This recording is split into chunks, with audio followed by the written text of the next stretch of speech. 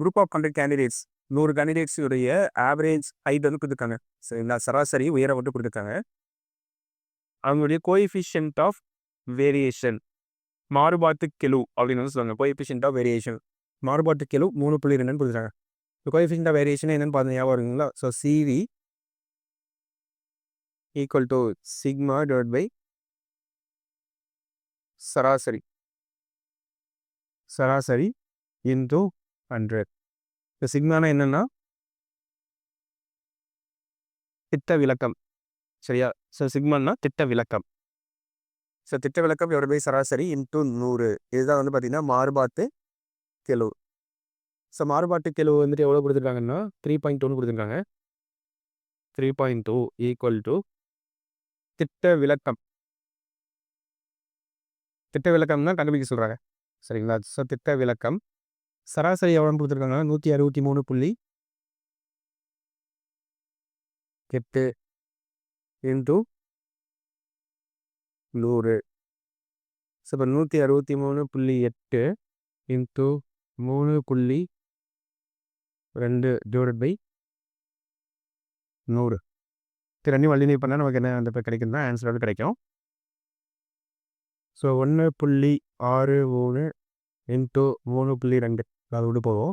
2 3s are 6, 2 6 are 2 3s are 6, 2 6 are 12, 2 1s are 2 3, 3 3s are 9, 3 6 are 18, 3 1s are 3, 4, 11, 12.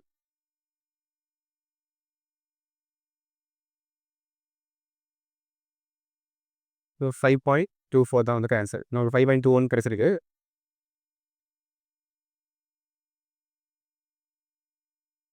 So இந்த கொஸ்டினில் வந்து என்ன கேட்டிருக்காங்கன்னா மாறுபாட்டு கெழு தான் கண்டுபிடிக்க சொல்லியிருக்காங்க. மாறுபாட்டு கெழு தான் வந்து கண்டுபிடிக்க சொல்லியிருக்காங்க. ஸோ மாறுபாட்டு கெழுவுக்கான ஃபார்முலா என்ன? மாறுபாட்டு கெழு ஈக்குவல் டு திட்ட விலக்கம் டிவைட் பை சராசரி இன்டூ 100. ஸோ திட்ட விலக்கம் எதிர் கொடுத்துருக்காங்களா அப்படின்னு கேட்டிங்கன்னா திட்ட விலக்கம் டேரக்டாக புக்கில். ஸோ திட்ட விலக்கம் நம்ம கண்டுபிடிக்கணும். சராசரி கொடுத்துட்டாங்க. மாறுபாட்டுகளை நம்ம கண்டுபிடிக்கணும். சரிங்களா? ஸோ திட்ட விலக்கத்துக்கான ஃபார்முலா இப்போ நமக்கு தேவை. ஸோ திட்ட விலக்கத்துக்கான ஃபார்முலா என்ன?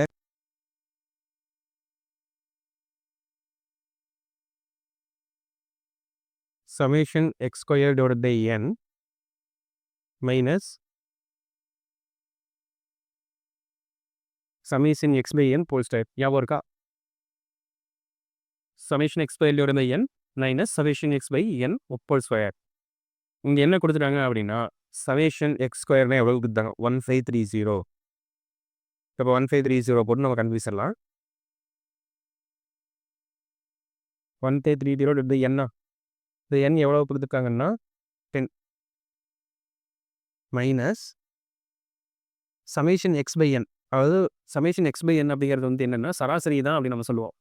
மொத்தமாக எவ்வளோ நம்பர்ஸ் இருக்கோ அது எல்லாத்தையும் சமேஷன் எக்ஸ் அதாவது சம் பண்ணி அந்த எக்ஸ் வேல்யூஸ் எல்லாத்தையும் சம் பண்ணி எவ்வளோ வேல்யூஸ் இருக்கோ அந்த வேல்யூஸால் நம்ம டிவைட் பண்ணால் நம்ம கிடைக்கும் சராசரி தானே. அதான் இங்கே எப்படி இருக்குது சமேஷன் எக்ஸ்னா அந்த எக்ஸில் இருக்க வேல்யூஸ் எல்லாத்தையும் ப்ளஸ் பண்ணிடுறோம் divide by N number of values எவ்வளோ அப்படிங்கிறதான். So summation X by N வந்து நமக்கு டேரெக்டாகவே கொடுத்துட்டாங்க சராசரின்னு. சராசரி எவ்வளவு அப்படின்னா 12. So 12 square. ஓகேவா? சரி போட்டோன்னா நமக்கு ஆன்சர் வந்து கிடைக்கும். So 153 minus 12 square 144 equal to எவ்வளோனா இங்கே ஒரு 6 இருக்குது 9 இருக்குது. Root of 9 equal to 3. So இப்போ ஸ்டாண்டர்ட் டிவியேஷன் அப்படிங்கிறது வந்துட்டு எவ்வளவுன்னா 3. இப்போ நம்ம வந்து மாறுபாட்டு கிழக்கு சொல்லலாம் 3 டிவைடட் பை சமேஷன் அதாவது சராசரி எவ்வளோ 12 into 100. So 3 4s are 12, 4 25s are 100. எங்கள் மாறுபாட்டு கிளை எவ்வளோ அப்படின்னு கேட்டிங்கன்னா 25.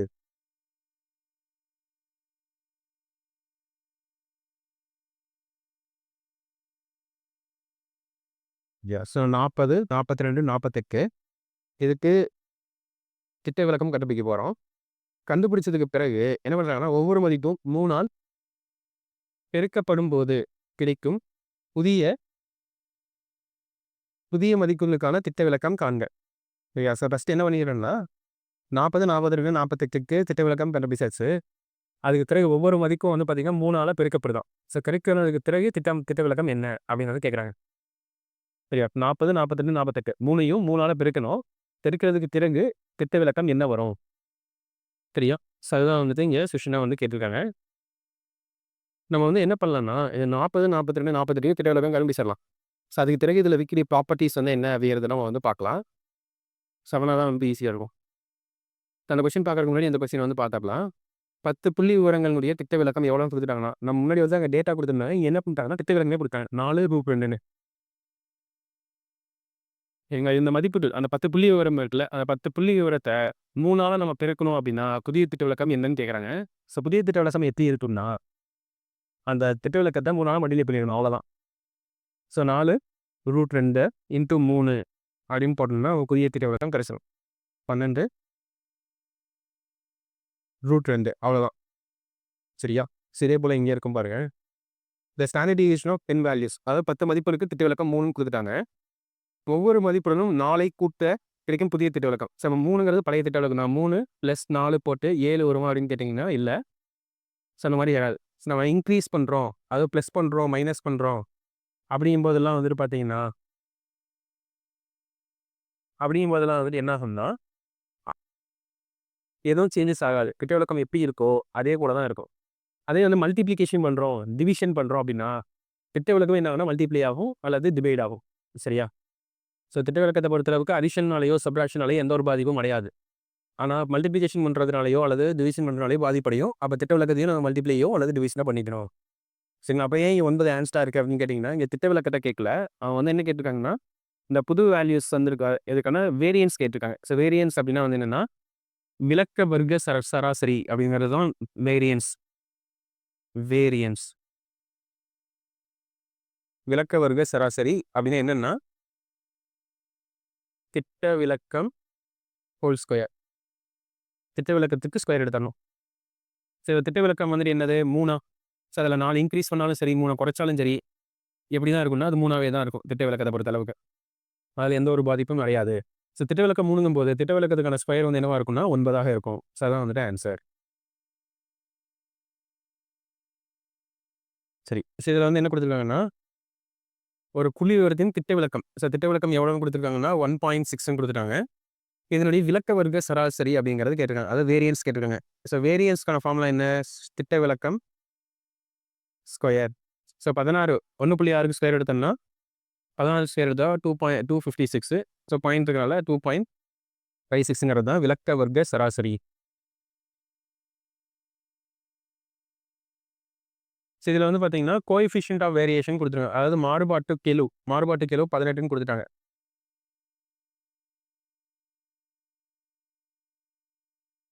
ஸோ மாறுபாட்டு கெழு 18ன்னு கொடுத்துட்டாங்க.